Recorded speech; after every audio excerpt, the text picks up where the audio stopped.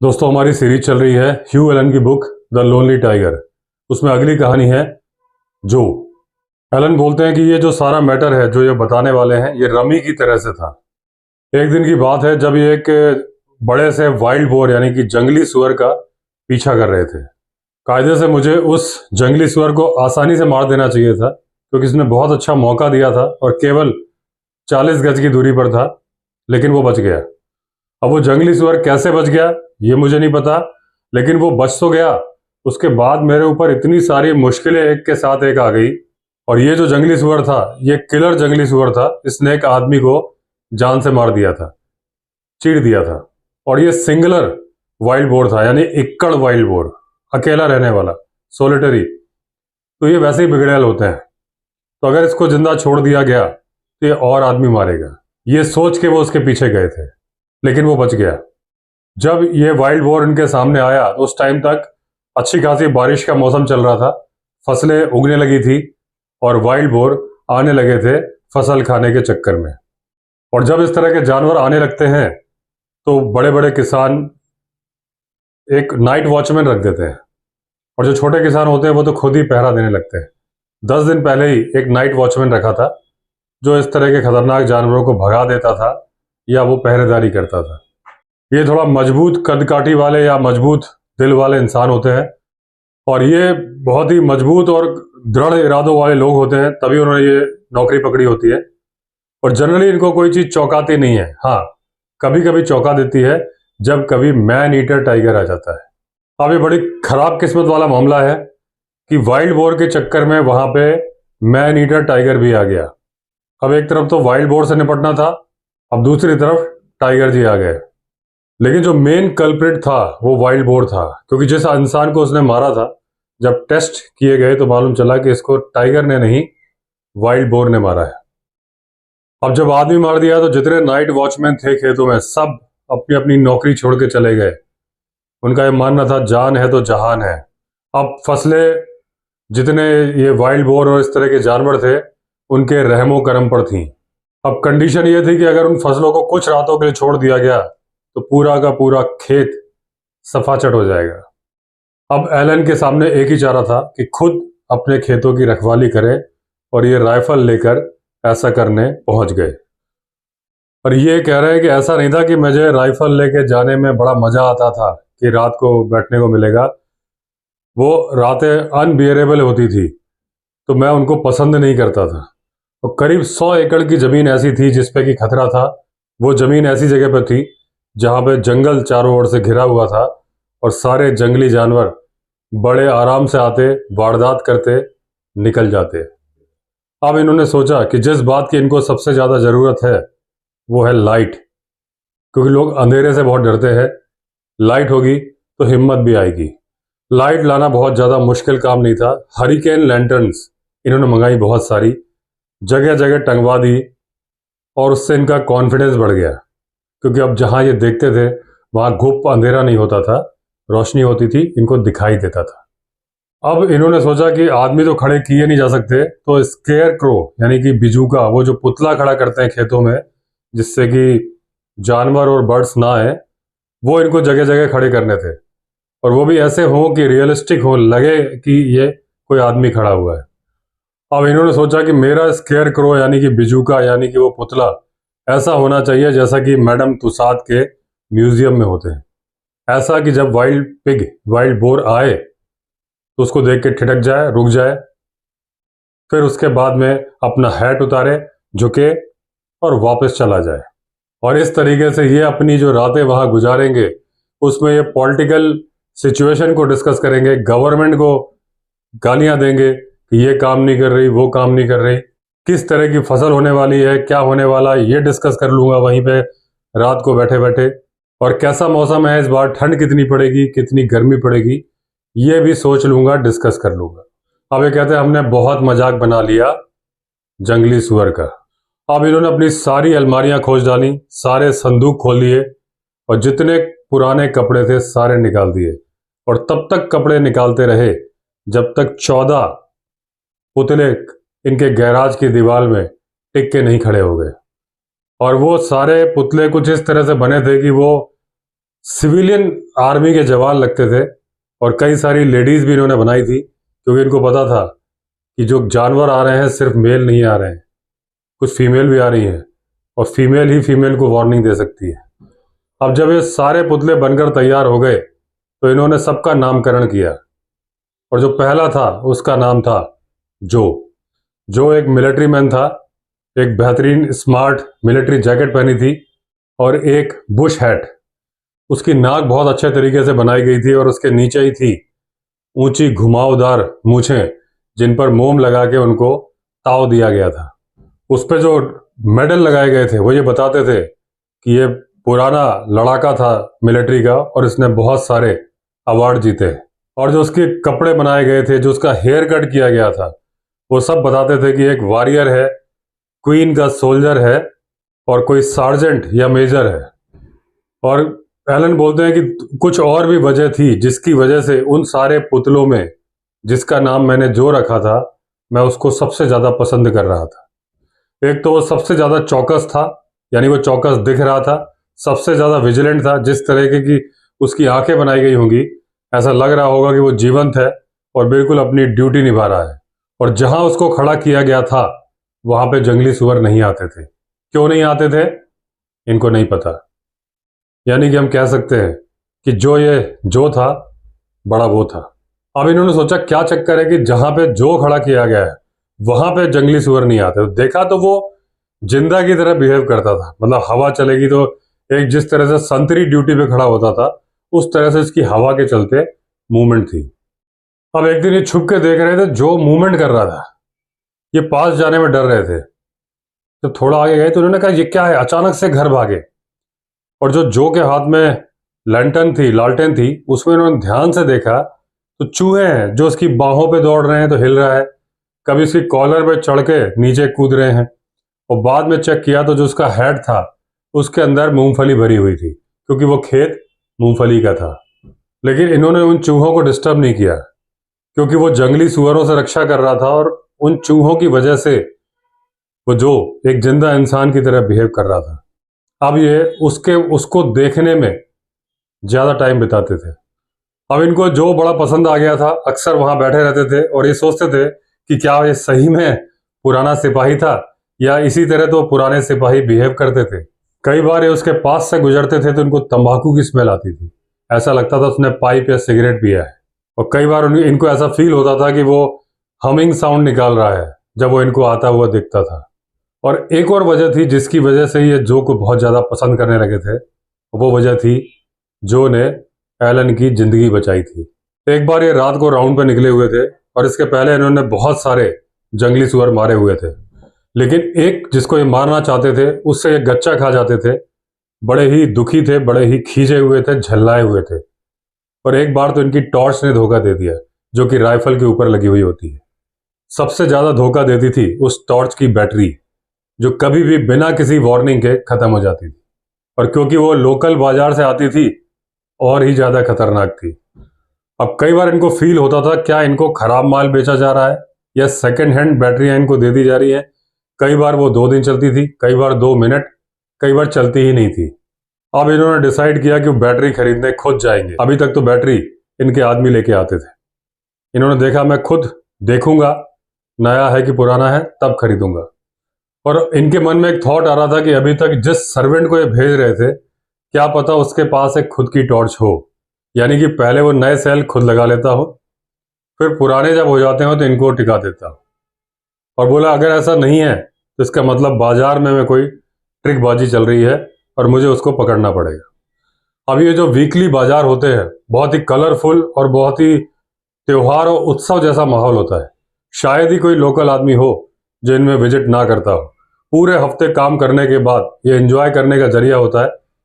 तरह तरह के खाने आप खा सकते हो, बहुत कुछ खरीद सकते हो, और सबसे बड़ी बात, जो आपके पुराने दोस्त यार या जो मिलने वाले होते हैं उनसे मिलके गप्पे हाँक सकते हो।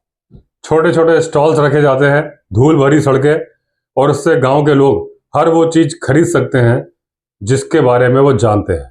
अब यहाँ से बहुत सारी मिठाइयाँ आप खरीद सकते हो, कलरफुल कपड़े खरीद सकते हो, चूड़ियाँ खरीद सकते हो, फुटवेयर खरीद सकते हो जिसमें तरह तरह के तारों से काम किया होता है, गोल्डन लुक वाला। डाई किए हुए रुमाल, लेडीज के लिए स्कार्फ्स, शर्ट्स, जो भी चीज चाहिए हर चीज इस बाजार में आपको मिल जाती है। यहाँ लेडीज के लिए साड़ियाँ मिलती हैं, जेंट्स के लिए कलरफुल पगड़ियाँ मिलती है, बहुत सारे मसालों की खुशबू आ रही होती है और बहुत ही अच्छा लगता है यहाँ विजिट करना। और यहाँ पे कानून भी आता है, यानी कि पुलिस वाले, उनका काम है कि किसी तरह का पिलफरेज ना हो, कुछ तोल मोल मिलावट इस तरह की चीज़ ना हो। और दूसरी बात, कोई शराब ना पिए, क्योंकि ये जगह ड्राई जगह में आती थी, यहाँ पर शराब बंदी थी। इस हफ्ते जिस पुलिस वाले की ड्यूटी थी वो थोड़ा थोड़ा सा नेपोलियन की आर्मी का लग रहा था। जिस तरह का उसने पहनावा पहना था, जिस स्टाइल में उसने अपनी टोपी पहनी थी, और क्योंकि उसका कोई सीनियर आसपास किलोमीटरों दूर तक नहीं था तो उसने अपने जूते भी उतार दिए थे। और जो उसका लुक आ रहा था वो लुक थोड़ा कॉमेडियन सा दिख रहा था और वो काफ़ी एरोगेंट सा नज़र आ रहा था। उसकी बहुत बड़ी मूछें थी और अपने अंगूठे बेल्ट में फंसा के कुछ इस तरह से खड़ा हो जैसा कि यहाँ का स्वामी हो। और वो लिक्कर नहीं, इन्होंने वर्ड लिक्कर लिखा है मजाक में, कि वो उसको दारू चाहिए थी, दारू ढूंढ रहा था। उसे पता था कि इस बाजार में लोकल लोग देसी शराब लेके आएंगे और जंगल में तरह तरह के फल होते थे और उससे लोकल लोग देसी दारू बनाते थे। और ये बाजार ही वो जगह थी जहां डिमांड और सप्लाई का गेम होता था और ये बात पुलिस वाले को पता थी। अब ये बड़े आराम से वॉच कर रहे थे उस पुलिस वाले का, किस तरह से वो काम कर रहा है। वो जाता था हर स्टॉल में, किसी बर्तन को उठाता था, तांबे के बर्तन को हिला के देखता था, मिट्टी के बर्तन को उठाता था, हर जगह पे ढूंढ रहा था तो दारू। वो किसी भी राह चलते को रोक लेता था, धक्का मार देता था, चेक करने लगता था ऐसे उंगली से।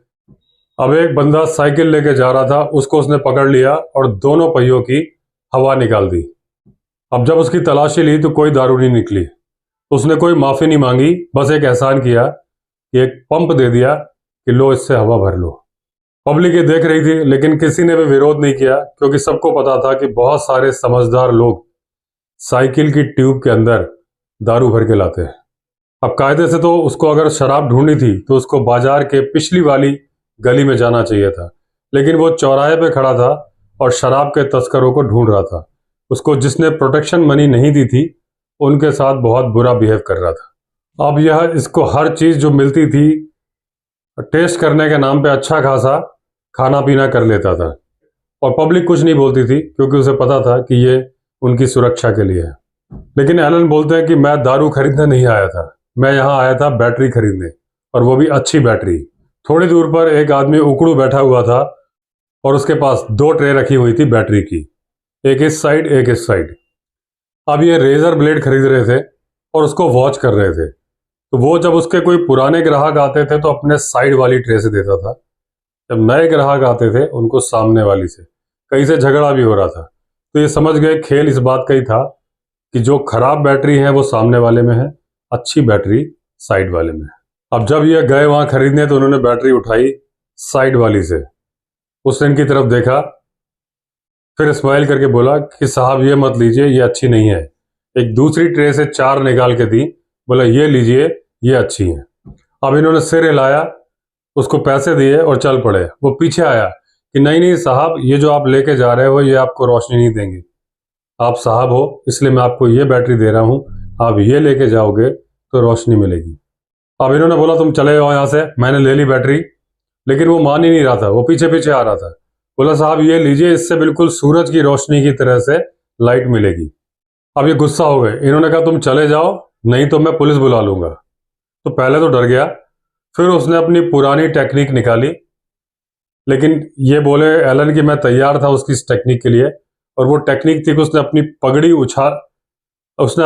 उतार कर जमीन पर फेंक दी और चिल्लाने लगा कि देखो देखो, एक गरीब आदमी को इस अमीर साहब ने कैसे लूट लिया। वो बोले मेरी इतनी बढ़िया वाली बैटरी ले ली है और मुझे पैसे दिए हैं सिंपल बैटरी के।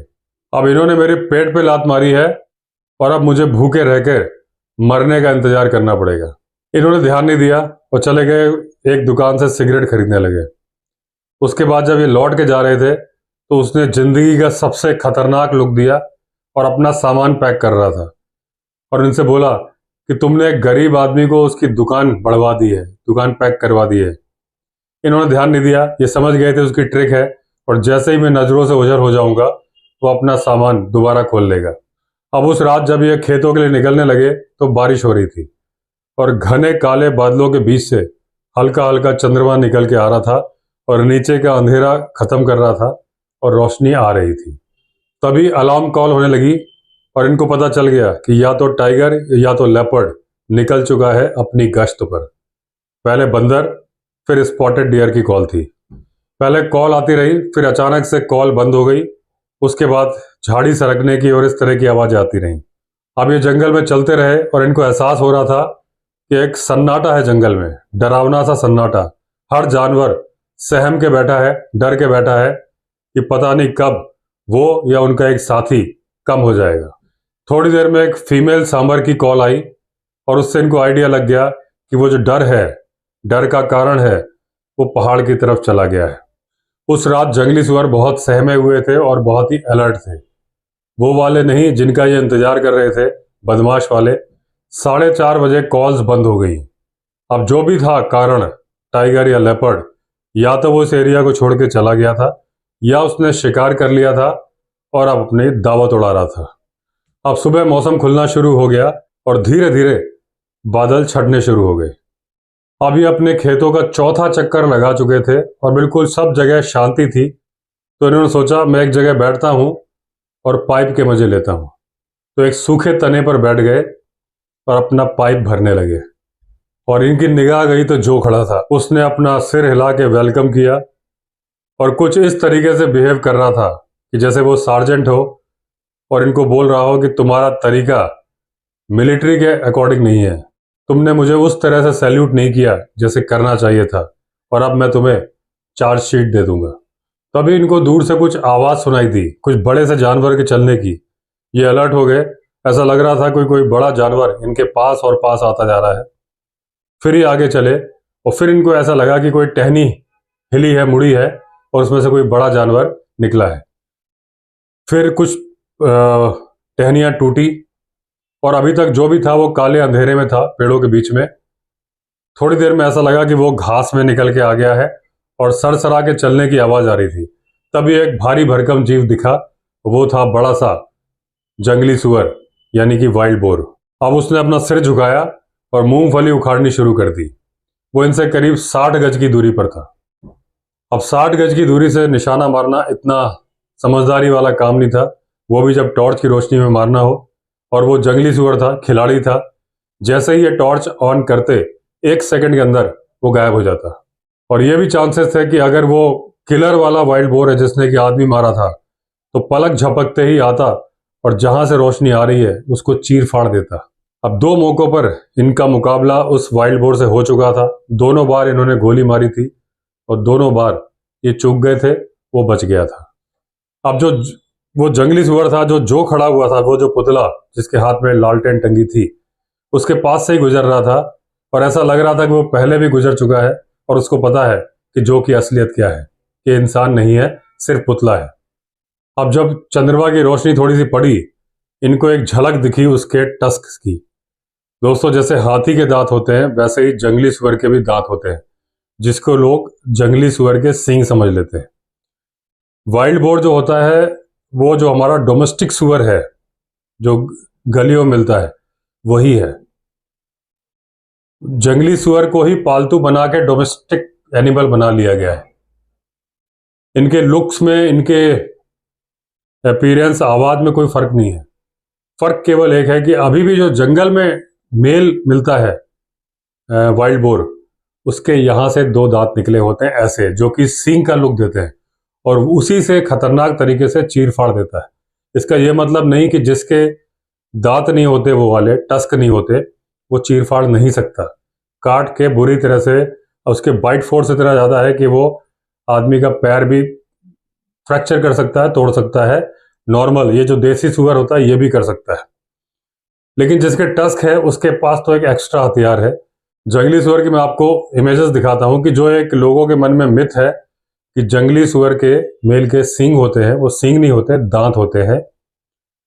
और गेंडे के सींग होते हैं जो उसके नाक में बालों, यहाँ गेंडा चैप्टर में नहीं है, ऐसे एग्जाम्पल दे रहा हूं कि जो गेंडा होता है, राइनो, उसके नाक के ऊपर जो सींग होता है सिंगल हॉर्न और डबल हॉर्न राइनो होता है, वो सींग बना होता है बालों का, हड्डी का नहीं होता।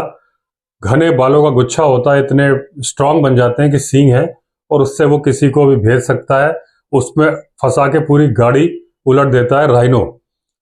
ये जो जंगली सुअर है, इसके दांत होते हैं, सींग की तरह से काम करते हैं। जो हमारे यहाँ मिलता है वाइल्ड बोर, उसकी मैं इमेज दिखा रहा हूँ नीचे, और जिससे हम जनरली कंपेयर कर लेते हैं वो होता है, ऊपर दिखा रहा हूँ, वार्ड हॉग। वो छोटा होता है साइज में।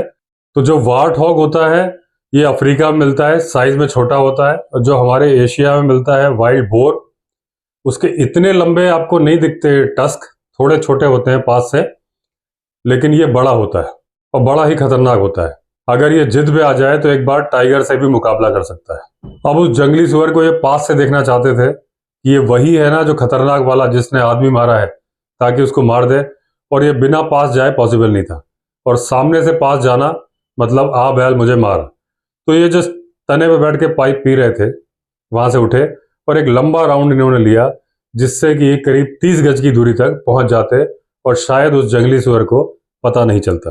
अब वो जंगली सुअर इतना चपर चपर करके बहुत आवाजें निकाल रहा था, और जो मूंगफली खा रहा था उससे इतनी आवाजें निकल रही थी कि ये काफी तेजी से पहुंच गए उसके पास, और उसको पता भी नहीं चला। अब जब ये काफी नजदीक पहुंचने लगे, टॉर्च जलाने की बारी आई, तो इनके दिमाग में आया बैटरी के बारे में, कि टॉर्च को काफी यूज कर चुके हैं, पूरी रात खत्म होने वाली है। फिर इन्हें याद आया कि जो मैं बाजार से लेके आया था अच्छी वाली बैटरी, वो मेरी पॉकेट में पड़ी है। इन्होंने सोचा कि वो अभी जंगली सुअर इनको मौका दे रहा है क्योंकि वो फसल खाने में बिजी है। इन्होंने सोचा कि नई वाली टॉर्च की रोशनी से उसको सरप्राइज करता हूँ। अब बैटरी चेंज करके सरक सरक के आगे गए। तब तक में जंगली सुअर भी जो की लालटेन थी उसकी रोशनी में जो दिख रहा था, और आगे चला गया था। तो अब इनका डिस्टेंस उस जंगली सुअर से 40 गज का था। अब इनको जो काली काली आकृति दिख रही थी हल्की रोशनी में, इन्होंने राइफल से निशाना लिया, हल्का सा ट्रिगर दबाया और फिर टॉर्च का बटन ऑन कर दिया। लेकिन टॉर्च जली ही नहीं। ये बड़े परेशान हुए, बार बार खोल के चेक करने लगे, और अब इनको पसीना जो है इतना ज़्यादा आ रहा था, इनको लगा कहीं ऐसा ना हो जाए कि हवा का डायरेक्शन चेंज हो जाए और वो जंगली सुअर इनकी प्रेजेंस जान जाए सूंघ के। अब इनको हाथ में कुछ लिक्विड सा गिरता हुआ दिख रहा था, और वो टॉर्च की बैटरी से आ रहा था, यानी वो सेल लीक कर रहे थे। और अब इतना टाइम नहीं था कि पुराने सेल डाले जाए, क्योंकि जब ढक्कन खोलना और बैटरी निकालना वो सुन लेता है, क्योंकि वो जंगली सुअर एकदम पास में था। अब इन्होंने सोचा कि रोशनी के चलते इतना अच्छा मौका छोड़ना ठीक नहीं है, जो भी हो मुझे हल्का हल्का तो दिख रहा है। इन्होंने निशाना लिया और बंदूक का ट्रिगर दबा दिया। अब जैसे इन्होंने ट्रिगर दबाया, वैसे ही जोर से वो हवा में उछला और बहुत जोर से चिल्लाया, और फिर दिखना बंद हो गया। और जब तक ये संभल पाते तब तक देखा कि बहुत तेजी के साथ कुछ काली आकृति दौड़ते हुई आ रही है और जो की तरफ जा रही है। अब उस जंगली सुअर को एक ही जिंदा चीज नजर आ रही थी, और वो था जो, और जो भी हिल डुल के उसको बुला रहा था। और वो जंगली सुअर बहुत तेजी के साथ भागता हुआ आया और उसने जो के चिथड़े उड़ा दिए। उसकी लालटेन हवा में उड़ गई, कांच फूट गया और जो के टुकड़े टुकड़े हो गए। अब जंगली सुअर भी समझ चुका था कि वो अपना टाइम वेस्ट कर रहा है, ये जिंदा इंसान नहीं है। वो आगे को बढ़ चला खेत में, और वो जा रहा था, ये देख रहे थे एलन। अब इनके अंदर इतना साहस नहीं था कि उस पर दूसरी गोली चलाए बिना रोशनी के। अब ये घर आए, बहुत ही बुरी तरह से डरे हुए थे। ये दूसरी टॉर्च लेने आए थे, लेकिन इनके मन में सवाल आ रहे थे कि इन्होंने एक बहुत ही खतरनाक जानवर को घायल कर दिया है, और अब तो उसको मारना ही पड़ेगा, नहीं तो वो कितनों को मारेगा। अब ये सोच रहे थे कि जो उनकी गोली उसके शरीर में घुस गई है वो उसे और परेशान करेगी और वो लोगों को परेशान करेगा। और दूसरा ये सोच रहे थे कि ये बैटरी लाए थे जिसके लिए दुकानदार लड़ने को तैयार था, वो बैटरियां कैसे खराब हो गई। अब जब इन्होंने सेल को ध्यान से चेक किया तो इनके होश उड़ गए। वो बैटरी नहीं थी, दारू स्मगल करने का अड्डा था। वो टीन के सेल जैसे दिखने वाले छोटे छोटे बॉक्सेस बनाए गए थे, और उनके अंदर रम भरी गई थी और उनको पैक कर दिया गया था। वो दुकानदार इसलिए नहीं लड़ रहा था कि वो ये बहुत अच्छा सेल लेके आ गए थे, वो इसलिए लड़ने आया था कि इन्होंने उसकी दारू उठा ली थी, और वो जो पुलिस वाला दारू की स्मगलिंग रोक रहा था, तो इस तरह से वो सेल बेचने वाला एक तरफ बैटरी रख के बैठा था, एक तरफ बैटरी की शक्ल में रम। तो अच्छी बैटरी नहीं थी, वो रम लेके आ गए थे, इसलिए वो बेतहाशा लड़ाई लड़ रहा था। और ये इसलिए इन्होंने स्टार्टिंग में कहा था कि ये सारा रमी अफेयर है, क्योंकि रम का काम चल रहा था। और ये पक्का बोले कि उस पुलिस वाले की नाक के नीचे ये दारू बेच रहा है, और पक्का उसने अपने सुपीरियर्स को जाके बोला होगा कि साहब हमारे बाजार में बिल्कुल भी दारू नहीं बिकती है, हमारा बाजार बिल्कुल साफ सुथरा है। इस तरह से हमारी कहानी खत्म हुई जो की। जो बड़ा वो था। हमारी अगली कहानी होगी नेवर बी टू श्योर। तो चलिए, अगर आपने चैनल सब्सक्राइब नहीं किया है तो चैनल सब्सक्राइब कर दीजिए। फिर मिलते हैं अगले वीडियो में, तब तक के लिए all the best. Vande Mataram.